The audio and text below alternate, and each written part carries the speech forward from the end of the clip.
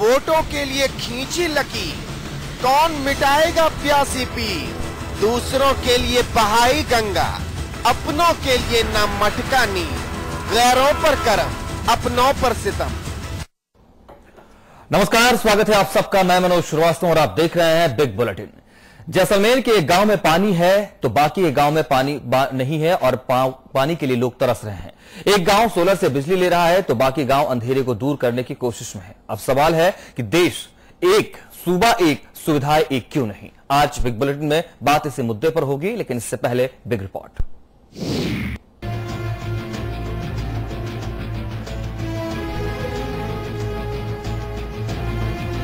पीने को नीर नहीं, धोने को पानी नहीं, गांव सूखा और मरीज प्यासे। 67 साल की आजादी और नसीब देखिए। पानी का तो सिर्फ 10 दिन से एक बार आता है। टांके बना रखे, 3 टांके खाली पड़े और हमने कनेक्शन कैंपस में पूरे करा दिया। ऊपर टंकियां डलवा दी और 30,000 रुपए का कनेक्शन करवाया। पानी नहीं आ रहा है। जैसलमेर जिला कुदरती रेगिस्तानी इलाका, ऊपर से सियासत का सितम। कई गांव आज भी पानी के इंतजार में हैं। जरूरतों के जुगाड़ में और नसीब बदले जाने की ख्वाहिश लिए हैं। लेकिन ये सिर्फ नसीब का खेल नहीं, वोट के जुगाड़ का करिश्मा है और सियासत की खींची लकीर का नतीजा, जिसे इस इलाके के रहनुमाओं ने खींचा है। जिन लोगों को मिला है वो ठीक है, लेकिन जिन लोगों को नहीं मिला है सरकार को उनकी तरफ ध्यान देना चाहिए और ऐसी व्यवस्था करनी चाहिए कि जो वास्तव में जिनको पानी की आवश्यकता है, साधनों की आवश्यकता है, वो सरकार देख करके व्यवस्था करवाए। जिले के कई गांव अपने विकास की कहानी लिखे जाने का इंतजार कर रहे हैं, लेकिन पूरे इलाके में एक गांव ऐसा भी है जहां रेगिस्तान में भी पानी जमा होता है। घरों के आगे पत्थर बिछते हैं और सोलर के जरिए बिजली दी जाती है। कहते हैं ये गांव पाकिस्तान से आए विस्थापितों का है और कांग्रेस का वोट बैंक है। गाजी फकीर का इलाका है और कांग्रेस महासचिव की निगाह में है। जहां सिर्फ उनका उसूल चलता है, उसका गांव पलता है। पिछले सरकार के अंदर का एक विषय मेरे ध्यान के अंदर है कि कुछ लोग विस्थापित हुआ ऐसे यहाँ पर शरणार्थी बने। शरणार्थी बनने के बाद के अंदर उन शरणार्थियों को एक चाहे से वोट बैंक के आधार के ऊपर कहें और किसी आधार पर कहें, गाजी फकीर कांग्रेस से सीधे सीधे जुड़े गए। उनका सीधा जैसलमेर पे रहा तो उन्होंने उनको वोट बैंक के आधार के ऊपर उनकी तवज्जो दी और वोट बैंक के आधार के ऊपर उनको अपने तरफ खींचने का प्रयास किया।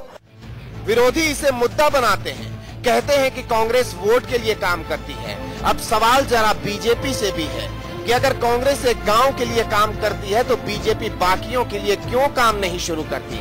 आखिर अब सब कुछ उनके हाथ में ही तो है।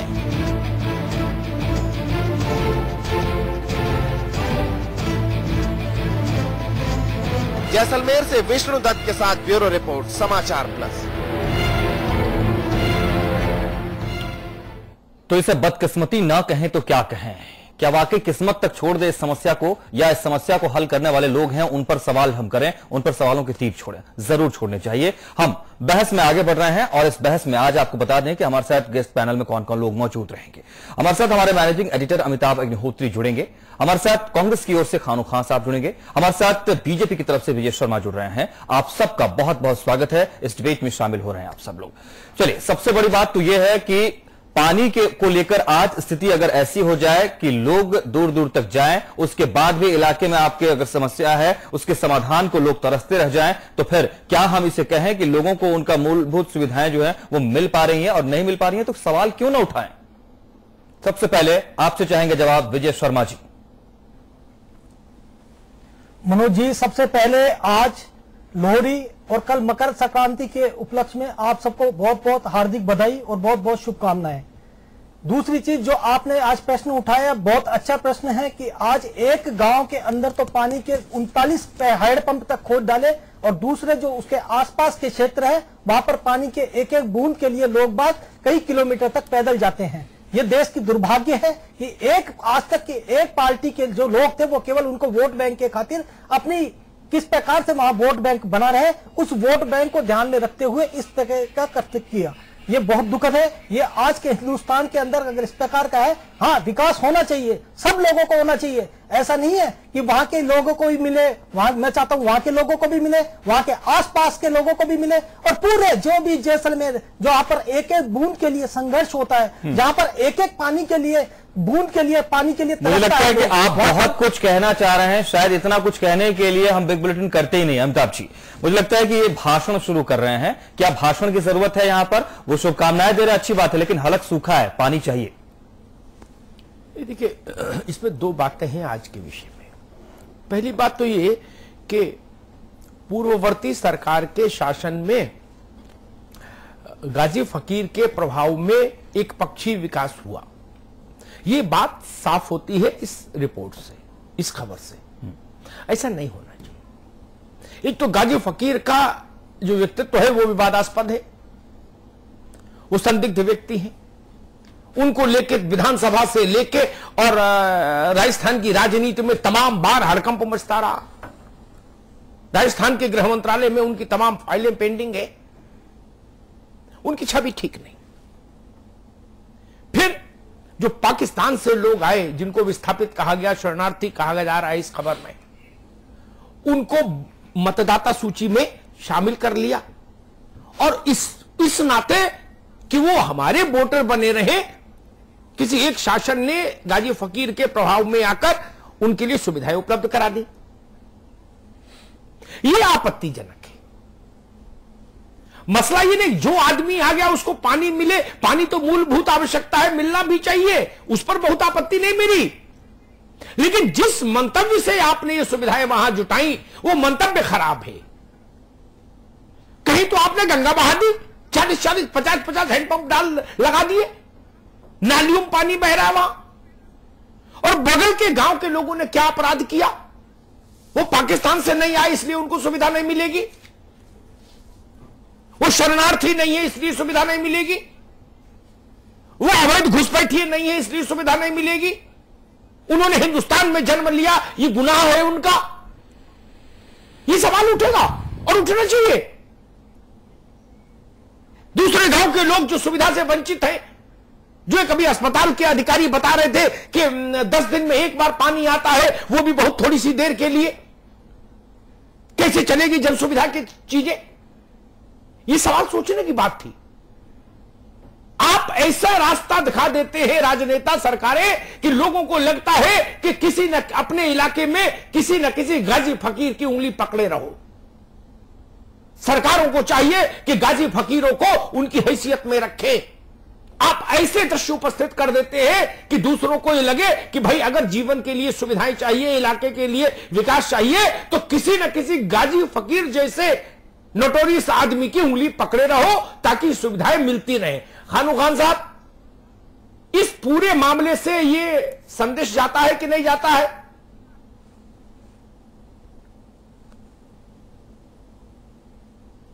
हेलो जी फरमाएं। सवाल बड़ा, आप तक मेरी आवाज पहुंची कि नहीं पहुंची? अभी मैं बोल रहा था। जी अमिताभ जी, आपकी आवाज पहुंच गई, फरमाएं। जी, मैंने तो फरमा दिया।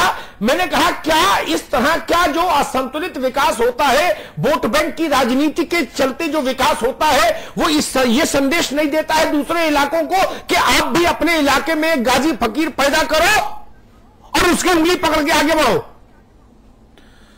अमिताभ जी, विकास किसी व्यक्ति विशेष के नाम से नहीं किया जाता है। विकास एक प्रजातंत्र की एक मूलभूत आवश्यकता है। किसी व्यक्ति के कारण से कोई अगर वहां फेमस है, उस व्यक्ति को जोड़ के किसी विकास को जोड़ा जाता है, ये बिल्कुल तथ्य गलत है। लेकिन शरणार्थी का जहां तक सवाल आता है, चाहे किसी मजहब का लोग यहां आते हैं, चाहे मुस्लिम हो चाहे हिंदू हो, अगर वो किसी जाति विशेष के लोग यहां आते हैं तो उनको मूलभूत सुविधाएं दी जाती है, और माइनॉरिटीज के लोग आते हैं तो उनको कहा जाता है कि ये वहां के आतंकवादी है। तो पाकिस्तान से आने वाला हर व्यक्ति एक वो जिस तरह का जो शरणार्थी के रूप में आता है उसी रूप में होना चाहिए। लेकिन पहले मूलभूत सुविधाएं, जिस गांव में जिस शासन में किसी का भी शासन हो, जहां रह रहे हैं उनको पानी, बिजली और उसके रोजगार की व्यवस्था होनी चाहिए। नहीं वहां गाजी फकीर का लेना देना होता है। ये प्रजातंत्र है, किसी गाजी फकीर का प्रजातंत्र नहीं है। यहाँ वोट से चुना जाता है। खानू खान साहब, प्रजातंत्र क्या होता है मुझे पता है। प्रजातंत्र का अर्थ भी पता, उसकी परिभाषा भी पता। अभी मैं भी पब्लिक मेरी बात सुनिए, मेरी बात सुन लीजिए आप। मैं भी पब्लिक एडमिनिस्ट्रेशन में रिसर्च को मैं PhD होल्डर हूं, ठीक है ना। आप अब प्रजातंत्र की बात बताइए, लेकिन किसी व्यक्ति आप बहस करें, अच्छी एक प्रजातंत्र की बहस करें आप। नहीं, प्रजातंत्र की बहस नहीं हो सकती जब सरकारों के लक्षण ऐसे होंगे। एक गांव में आपने इतने हैंडपंप लगा दिए, 40-40 हैंडपंप लग गए एक खास व्यक्ति के गांव में, और दूसरे गांव में एक हैंडपंप नहीं। ये कैसा विकास है? ये संतुलित विकास है? मैंने और आप मुझे बता रहे हो कि प्रजातंत्र में होता है ये? अमिताभ जी, जहां जिस गांव का सरपंच होगा उसने इस तरह की कार्रवाई 39 ट्यूबवेल्स करवाए, बिल्कुल अवैध है। अगर जिस गांव की आवश्यकता हो 2 या 3 होते, 4 होते तो ठीक है, अच्छा लगता। विजय शर्मा जी, ये मेरी समझ नहीं आई बात। एक तरफ 3 दर्जन ट्यूब हैंडपंप लग गए, बिल्कुल गलत, बिल्कुल रही, और दूसरी तरफ अब पानी को तरस रहा है, और हमको बिल्कुल गलत है। और हमको कांग्रेस समझा रही है कि प्रजातंत्र का विकास है। नहीं अमिताभ जी, आप समझा रहे हो हर आदमी को जो ना, आप एक विजय शर्मा जी एक अच्छी डिबेट करें। प्रजातंत्र ये होता है कि एक पक्षीय विकास हो जाए।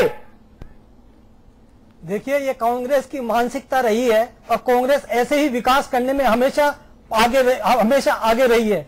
इनको जानकारी दे दूं कि गाजी फकीर के नाम से वहां पर जो व्यक्ति रहता है उसके ऊपर इंस्टीट्यूट खोलने पर इनकी अशोक गहलोत की सरकार ने उनके पंकज चौधरी जो वहां का एसपी था उसको हटा दिया। तो आपके पूंजी में तो विवादास्पद था, आपने पूंजी में क्यों उठाया? जब कॉमरेड भाई का उस एसपी को आपने क्यों उठाया? जवाब देना आपको।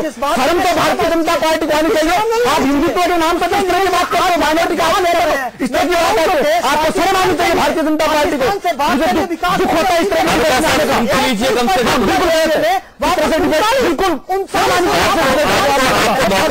जवाब दीजिए। बिल्कुल गलत है इसे चीजें जो ना। अरे आप विकास करके कांग्रेस की बात करते हो, आप तो जाति विशेष की बात करते हो, साधु संतों की बात करते हो, आप स्वतंत्रता की बात करने में शर्म आती है, आप धार्मिक उन्नति करने की बात करते हो। उस इलाके में बिना गाजी फकीर की चर्चा भी नहीं हो सकती। उस इलाके में बिना गाजी फकीर का उल्लेख की चर्चा हो नहीं सकती। एक सेकंड विजय शर्मा, मुझे सिर्फ ये समझाइए, एक जगह जरूरत से कई गुना ज्यादा सुविधाएं जुट गई, दूसरी जगह जरूरत भर सुविधा भी नहीं दी गई। ये विकास का कौन सा मॉडल है? मेरी बहस सिर्फ इस बात पर है, ये कौन सा प्रजातंत्र है, कौन सा लोकतंत्र है, कौन सी लोकशाही है, कौन सी डेमोक्रेसी है, कौन सा मॉडल है ये?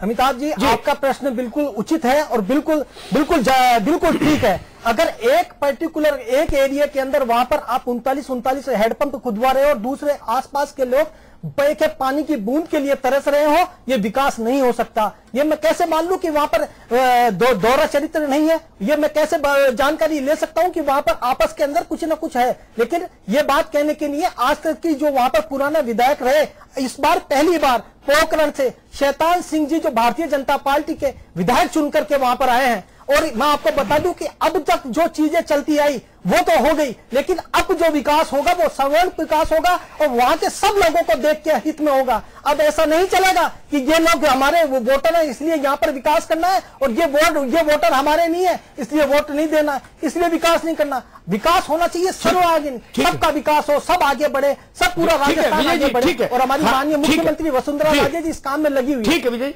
खानू खान साहब, हम लोगों ने तो ये पढ़ा समझा सीखा कि सरकार मां की तरह होती है।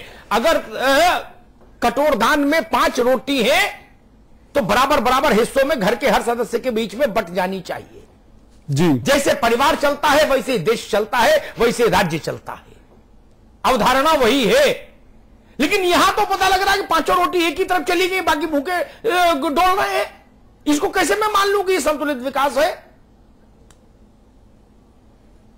अमिताभ जी, मैंने आपसे यही निवेदन किया, अगर इस तरह का कोई भी व्यक्ति एक विकास एक पर्टिकुलर किसी क्षेत्र या कुछ क्राइटेरिया में करता है वो बिल्कुल गलत है। वहां के चाहे वो चुनावा प्रतिनिधि हो या वहां के रहने वाले ब्यूरोक्रेसी हो, लेकिन विकास का सर्वांगीण विकास का जो आपने वर्ग डिवीजन की जो बात कह रहे हैं वो तथ्यात्मक है। लेकिन आप किसी व्यक्ति विशेष के, ये जो हमारे साथी जो कह रहे हैं, हमारे जो शैतान सिंह जी जो विधायक आए, भाई पिछली बार तो जो कांग्रेस का विधायक आया, जो माइनॉरिटी जी जिस तरह की जो बात कर रहे हैं, उससे पहले कौन आया है, उससे पहले पार्लियामेंट मेंबर कौन रहे? क्या वहां आने वाला व्यक्ति किसी विरोध विकास को रोकता है? क्या कांग्रेस को पार्टी में देने वाला अन्य जातियां, क्या माइनॉरिटी ही लोग वोट देते हैं? वहां हिंदू भी चुनाव लड़ता है, जाट भी लड़ता है, ब्राह्मण भी लड़ता है। वहां पे कल्ला साहब भी एमएलए रहे हैं, वहां से हमारी जो भाटी जो वहां के जनरल सेक्रेटरी चुनाव लड़ने की कोशिश की और चुनाव लूज कर गई, लेकिन वहां जाति से मतलब नहीं होता, वहां विकास की धरोहर से मतलब है। अगर किसी व्यक्ति ने एक जगह पर इस तरह की किया है और दूसरी जगह को सूखा रखा गया, बिल्कुल गलत है। लेकिन भारतीय जनता पार्टी की सोच एक धार्मिक अनुवाद सरकारों को ये दिखाई क्यों नहीं देता, सरकार को ये दिखाई क्यों नहीं देता कि ये असंतुलित विकास समाज में तनाव पैदा करेगा? ये क्यों नहीं? इसका अग्निहोत्री जी छुपाने का कार्य वहां के ब्यूरोक्रेसी करती है। कोई भी ब्यूरोक्रेसी, चाहे भारतीय जनता पार्टी के शासन में हो चाहे कांग्रेस पार्टी के शासन, जब पकड़े जाते हैं कोई न कोई पॉलिसी लेके आते हैं। वहां जो अधिकारी रहता है अपने बचाव में, जब वो किसी मीडिया के अच्छे में तो मुबारकबाद देना चाहता हूं आप लोगों के थ्रू, जो जिस तरह की पहल खुलती है और विकास जो अवरुद्ध किया क्षेत्र में किया, वहां एक तरफ गंगा भाई दूसरी तरफ डेजर्ट इलाके की कोशिश की, उनके खिलाफ कार्रवाई होनी चाहिए। लेकिन वहां किसी व्यक्ति या किसी समाज के कारण विकास नहीं होता, वहां हर व्यक्ति के लिए विकास होता है। खानू खान साहब एक बात आपको बताएं, चंबल की घाटी में डकैतों की समस्या से ये मुल्क इसलिए जूझता रहा कि वहां के हुक्मरानों ने वहां के विकास के साथ सौतेला व्यवहार किया, तो लोगों ने हाथ में बंदूक उठा ली। असंतुलित विकास समाज में तनाव पैदा करता है, जान लीजिए,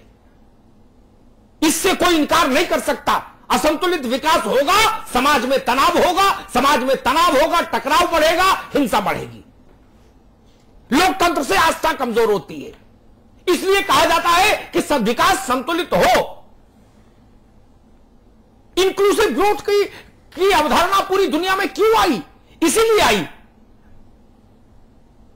कि नहीं तो जनता विद्रोह पर उतारू होती है। उस एक वर्ग को, एक क्षेत्र को, एक इलाके को लगता है कि हमारे साथ उपेक्षा का व्यवहार हो रहा है, हमको दूसरे दर्जे का नागरिक माना जा रहा है। यह तो प्रत्यक्षम किम प्रमाणम, जीती मक्खी कैसे निकल लूं? 2 गांव में देख रहा हूं लगे लगे, एक आदमी कह रहा है कि जी 10 दिन में एक बार पानी आता, वो भी थोड़ी दूर के लिए। अस्पताल वाला कह रहा है जी टंकी लगवा ली, सब कर लिया, लेकिन पानी नहीं तो क्या करें? और दूसरी तरफ पानी नालियों में बह रहा, तो सवाल तो उठेगा। और वोट मांगने ये बाबू चपरासी नहीं जाते, पटवारी तहसीलदार, वोट तो राजनेता मांगते हैं, इसलिए सवाल भी राजनेताओं से ही होता है। खान साहब देखिए, बिल्कुल 100% सत्य है कि प्रजातंत्र में जो प्रतिनिधित्व करता है वो वोट मांगने जाता है, और वोट मांगने इसलिए जाता है कि विकास की बात करता है। जहां आप बार बार 39 ट्यूबवेल्स की बात करो, मैंने आपको पहले मर्तबा ये कहा कि किसी एरिया में किसी ब्यूरोक्रेसी की पॉलिसी के तहत या किसी पॉलिटिकल तहत जो हुआ है बिल्कुल गलत है, क्योंकि वहां उनको इस तरह की पॉलिसी होनी चाहिए थी कि ब्यूरोक्रेसी बताते कि यहां ट्यूबवेल आप करवा रहे, बिल्कुल गलत है। लेकिन वहां एक जाति विशेष के लिए नहीं, वहां रहने वाला हर व्यक्ति के लिए इसका फायदा। लेकिन पानी का बंटवारा या पानी की लड़ाई या अराजकता ये कोई तथ्य नहीं होता है। विकास 50 तरह से किया जा सकता है, लेकिन पानी की कार्रवाई जो वहां हुई, लेकिन आप एक शरणार्थी के नाते वहां कहें कि साहब भारतीय जनता पार्टी जो वहां से आने वाले पाकिस्तान से माइग्रेटेड जो हिंदू है उन्हीं के लिए विकास किया जाए, उन्हीं को वोट राइट दिया जाए। क्या वहां से आने वाला दुखी कोई माइनॉरिटी का आदमी है, क्या उसको उस फैसिलिटी नहीं देनी चाहिए? फिर तो उस दोनों आने वाला पाकिस्तान का शरणार्थी किसी जाति विशेष का हो, वो शरणार्थी है, उसके खिलाफ कार्रवाई होनी चाहिए, उसका एक क्राइटेरिया होना चाहिए, उसका हर तरह से बंदिश जो फॉरेन पॉलिसी जो एक है उसके नियम कानून के दायरे में ऑलरेडी है, उसके तहत उसकी कार्रवाई होनी चाहिए। ऑलरेडी पॉलिसी है खानू खान साहब, आज से नहीं 1952 से पॉलिसी बनी हुई है। विजय शर्मा कुछ कह रहे थे। अमिताभ जी ये जो बता रहे हैं कि प्रशासन को जानकारी इनको देनी चाहिए, उसके बाद इनकी सरकार चेतती थी।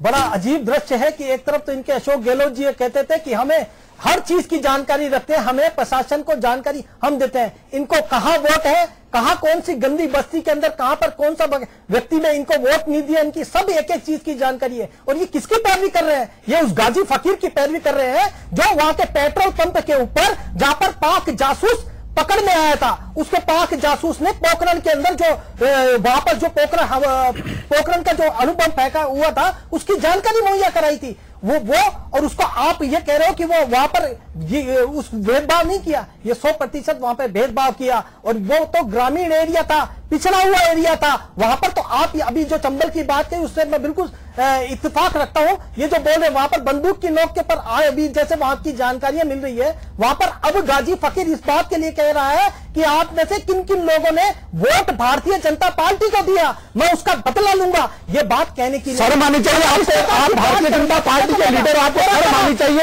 इस तरह का आप प्रजातंत्र में बंदूक के बल पर बीजेपी के हैसियत से आपको शर्म आनी चाहिए मिस्टर शर्मा। आप इस तरह का तथ्य देने से पहले मीडिया में दे दो। आप विकास आप धीरे बोले पहले बात करो। आप क्या नहीं करें, चिल्लाना शर्म आनी चाहिए आपको। अगर पर सियासत की बात होगी तो आप दोनों फिर हमारे में बहुत अलग तरीके से सामने आएंगे। मसला जो अमिताभ अग्निहोत्री उठा रहे हैं वो विकास की परिभाषा जो होनी चाहिए उसका विखंडन क्यों, वो सबके लिए एक समान क्यों नहीं। मान लिया स्थितियां जो भी है, बीजेपी का शासन है, आपके लोग हैं वहां पर, अब भी कानूनी व्यवस्था क्यों नहीं मिल पाई? जवाब ले रहे हैं, फारूक साहब जवाब ले रहे हैं विजय जी से। जी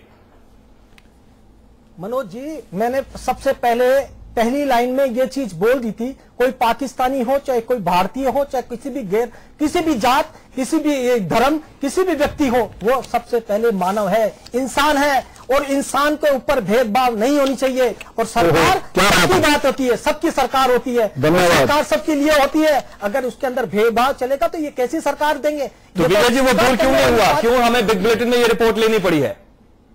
साल भर तो हो ही गया, क्यों ऐसा हुआ? नहीं वहां पर आप ही की परिभाषा में हम चाहते हैं कि उसका व्याख्या मिल जाए। मनोज जी, मैं आपकी बात से पूरी तरह से इत्तेफाक रखता हूं। आपकी बात जो रखी बिल्कुल सही है। 13 महीनों से हमारी सरकार वहां पे लगी है। आप देखिए पहली बार वहां पोखरण के अंदर हमारा भारतीय जनता पार्टी का विधायक जीत करके आया है। इससे पहले कभी भारतीय जनता पार्टी की नहीं जीत के आया, लेकिन इस बार हमारी सरकार पूरी तरीके से चौकस है। और वहां पर जो वहां की इंटेलिजेंस, हिंदुस्तान की जो इंटेलिजेंस रिपोर्ट है वो इस प्रकार से आती है कि वहां के लोग इसके अंदर वहां का एक स्थानीय विधायक मिला हुआ है। दोस्तों, मैं कहना नहीं चाहता, लेकिन यह बात होती है, एक तरीके का विकास नहीं होना चाहिए, सबका विकास होना चाहिए। सब जाति, कोई धर्म नहीं, सरकार के अंदर सब माते होता है। हिंदुस्तान का हर व्यक्ति सरकार। विजय जी, आप बहुत बढ़िया भाषण के अंश सामने रख रहे हैं। सवाल बार बार ये है कि अगर ऐसा आपकी परिभाषा, आपका भाषण बहुत अच्छा है तो उसकी व्यवहारिकता क्यों नहीं नजर आती है? सवाल यह है। इंटेलिजेंस और ब्यूरोक्रेसी और बहुत सारी चीजें वो अपनी जगह पर हैं, जो नहीं है वो ठीक कर देते आप लोग। अभी क्या होगा? मनोज जी, ये बात जैसलमेर के वालियों के लोगों का दर्द है जो मैं आपको बताना चाह रहा हूं। जैसलमेर वो जिला है जहां पर 50 डिग्री का टेम्परेचर होता है। एक एक बूंद पानी के लिए तरसना पड़ता है। 10-10, 15-15 किलोमीटर लोग बाग पैदल इसलिए जाते हैं, वो वहां पर रोजी रोटी कमाने के लिए नहीं जाते, वो केवल इसलिए जाते हैं कि पानी के लिए वहां पर पानी, 2 टाइम का पानी नसीब हो जाए। हमारी सरकार आई है और हमारी जब भी पिछली बार जब अटल बिहारी वाजपेयी की सरकार थी तो हमने नदियों से जोड़ने की पूरे हिंदुस्तान को एक व्यवस्था बनाई थी। अमिताभ जी, क्या एक साल और इंतजार करें क्या? अभी कह रहे हैं कि अभी हमारी सरकार आई है। नहीं, देखिए, मैं एक बात तो ये कहूं कि कुछ चीजों पर हमको थोड़ा सा बड़ा दिमाग रखना चाहिए। हर चीज को लाके उस पर बीटो नहीं लगा देना चाहिए। गाजी फकीर की चर्चा जब कोई करे तो गाजी फकीर की चर्चा का मतलब यह नहीं हो गया कि अल्पसंख्यकों का विरोध किया जा रहा है। बिल्कुल। गाजी फकीर की एक रिपोर्ट मैंने चलाई, भारतीय जनता पार्टी को छोड़िए एक सेकंड के लिए, मैंने चलाई गाजी फकीर के खिलाफ। वहां थाने में गांव के लोग गए रिपोर्ट लिखाने कि यह फतवा जारी किया गया है कि जिसने बीजेपी को वोट दिया वो एक हाथ पर कपड़ा लपेटेगा अपने। ये 2015 का भारत होगा क्या? मैं तो भारतीय जनता पार्टी की सरकार से भी कहता हूं, ऐसे आदमी को बंद कर देना चाहिए था उठा के। वो हिंदू हो मुसलमान हो, इससे क्या फर्क पड़ता है? लोकतंत्र में स्वतंत्र निर्वाचन की जो मूल व्यवस्था है उस पर कोई डाका डालने की कोशिश करे और वो आदमी खुला घूमे और उस पर सवाल उठा दो तो सवाल हो कि अल्पसंख्यक का मामला है, ये बहुसंख्यक का मामला है। इसीलिए विकास डिरेल होता है, इसीलिए विकास पटरी से उतर जाता है। हमारी नजर इतनी खराब है, हमारी नजर इतनी तंग है कि वो उन 4 लफ्जों से आगे कुछ सोच ही नहीं पाती जब हम राजनीति करने जाते हैं। अल्पसंख्यक, हिंदू, मुसलमान, बस मेजॉरिटी, माइनॉरिटी, इसके अलावा सोच ही नहीं पाते। गलत आदमी की आलोचना करने का साहस क्यों नहीं हम जुटा पाते, वो हिंदू या मुसलमान हो, कोई हो। इसलिए गाजी फकीर की आलोचना नहीं होनी चाहिए भाई। आज के दौर में ये ऐसा फतवा कोई जारी कर सकता है क्या? वो खुदा है, कैसे फतवा जारी कर देंगे? और इस सरकार पर भी लानत, जिस सरकार ने उनको उठा के बंद नहीं किया अब तक। बंद कर देना चाहिए था उसी एफआईआर के अगेंस्ट। और जिस आदमी के खिलाफ जांच कि फाइल खोलने पर एसएसपी हटा दिया जाता हो, वो आदमी छोटा है, ये मैं कैसे मान लूं? राजस्थान की असेंबली में कितनी बार हंगामा हुआ उसके नाम पर। राजस्थान के गृह विभाग की फाइलें बताती हैं उनका चरित्र। इसलिए मैं कहता हूं वो जो विकास हुआ, जबरिया विकास, उसमें उस आदमी की भूमिका है। वो यूं ही नहीं हो गया नींद में, उस आदमी की भूमिका थी, इसलिए सारा विकास वहां जाके ठिठक गया, आसपास के गांव प्यासे रह गए। ये जिम्मेदारी है मौजूदा सरकार की, उस विसंगति को दूर करे। कब पूरी करेंगे ये जिम्मेदारी विजय जी? या आपके हिसाब से अभी और इंतजार करेंगे हम लोग, वहां के लोग इंतजार करेंगे? नहीं मनोज जी, मैं आपके समाचार प्लस के माध्यम से आपको बिल्कुल जिम्मेदारी पूर्वक ये बता देना चाहता हूँ कि अब की जो सरकार है वो न जाति न धर्म न किसी और की, केवल टाइम दीजिए कितने दिन नागरिक का विकास हो। और निश्चित रूप से आप ये देखिए कि विजय जी, एक हफ्ता, 15 दिन, 1 महीना, 2 महीना टाइम दे दीजिए, हम उसके बाद सवाल करेंगे। कई व्यवस्था ऐसी है जिसको टाइम लगने में टाइम लगता है। अब ये पुरानी व्यवस्था है, उनका ढांचा सुधारना पड़ेगा, तो उसके अंदर तो समय लगेगा। 6 महीना तो निश्चित रूप से मानिए आप 6 महीने के अंदर, 6 साल 6 महीने के अंदर हम सरकार से प्रति ये बात रखेंगे और पूरी जिम्मेदारी के साथ हमारी सरकार सक्रिय है। और आगे आप जब भी इस बात को रखेंगे तो मैं गर्व के साथ कह सकता हूं कि हमारी सरकार इसको आगे बढ़ाएगी। यानी आने वाली गर्मी में उन्हें परेशान नहीं होना पड़ेगा। चलिए, अगर आपका लास्ट कमेंट बिल्कुल भेदभाव बिल्कुल नहीं है, किसी भी जाति का हो, किसी भी लास्ट धर्म का कमेंट हो। आपका ये रहा, आने वाली गर्मी में उन्हें प्यासा नहीं रहना पड़ेगा, कम से कम उस खास समुदाय के लोगों को, इलाके के लोगों को। पूरा प्रयास करेंगे। आप कह रहे हैं अभी भी प्रयास करेंगे। अमिताभ अग्निहोत्री जी के पास मैं आना चाहूंगा संपादक की टिप्पणी के लिए। बहुत सारी बातें हुई हैं और अभी भी प्रयास के स्तर की बात बहुत शुरुआती आंच में नजर आती है। पक पाएगी ये प्रयास पक पाएगा अमिताभ जी? क्या संपादक की टिप्पणी? देखिए, मैंने जैसे कहा था ना शुरुआती टिप्पणी में कि मुझे इस पर आपत्ति नहीं कि रोटी 5 ही क्यों है, लेकिन 5 रोटी ईमानदारी से बटे, मेरी नजर इस पर जरूर रहती है। मैं नहीं कहता कि स्वर्ग धरती पर क्यों नहीं आ गया, लेकिन जितनी सुविधाएं आई वो बिना किसी भेदभाव के बंटनी चाहिए। तुलसीदास ने कहा, मुखिया मुख सो चाहिए, से वही सकल शरीर। जो सरकार है वो मुखिया है प्रदेश की, उसको भय, राग, द्वेष, जाति, पंथ, मजहब, इलाका, इनसे ऊपर उठकर विकास करना चाहिए। ये आज का मूल सवाल है। पानी की समस्या पूरे राजस्थान में है, जयपुर में भी हाहाकार है, केवल जैसलमेर का ही मसला नहीं, आज से नहीं, सुखाड़िया जी जब चीफ मिनिस्टर थे तब से, और उससे पहले जब रजवाड़े थे तब से ये समस्या चल रही है। समझ आती है बात, लेकिन ये मुझे समझ नहीं आ सकता कि एक मोहल्ले में भैंस भी नहाए ट्यूबवेल से और दूसरे मोहल्ले में आदमी को गिलास में पानी नहीं मिले, बूंद भर पानी नहीं मिले। ये विकास मुझे मंजूर नहीं। ये आज का बुलेटिन सिर्फ इसलिए लेके आया, सरकारों को अपना चश्मा बदलना चाहिए। ऐसा चश्मा जिसमें जाति, धर्म और मजहब के आधार पर लोग दिखाई दे, इलाके चिन्हित किए जाए, राजनीतिक जीत, जय और पराजय के आधार पर इलाके चिन्हित किए जाए, यह अपमानजनक है लोकतंत्र के लिए। सरकार एक बार जीत कर आ गई तो हर नागरिक की सरकार होती है। उस गांव ने आपको वोट दिया तो भी आप उसकी सरकार, और नहीं दिया तो भी उसकी सरकार। लोकतंत्र ये कहता है, ये सिखाता है अंबेडकर का संविधान हमको। इस बात की मान्यता होनी चाहिए, इस बात पर लोगों को, शासन को खरा उतरना चाहिए। चाणक्य लिख कर गया सैकड़ों साल पहले कि राजा निरपेक्ष होना चाहिए। आप सरकार, राजनीतिक दल हमसे अपेक्षा करते हैं कि मैं जीती मक्खी निगल लूं और बोलूं नहीं। मैं ये कह दूं कि एक गांव पानी में नहाए, अच्छी बात, दूसरा प्यासा मर जाए, अच्छी बात, और चुप रहूं, ताली बजाऊं, यह संभव नहीं। सरकारों को, राजनीतिक दलों को अपना चश्मा बदलना होगा, जनता को जागृत होना चाहिए, और इस बात के लिए राजनीतिक दलों को मजबूर करना चाहिए कि सिर्फ सांप्रदायिक नारे लगाकर, चाहे इधर से लगे चाहे उधर से लगे, विकास की बात को नेपथ्य में ढकेलने की कोशिशों की निंदा हो, उन पर अंकुश लगे।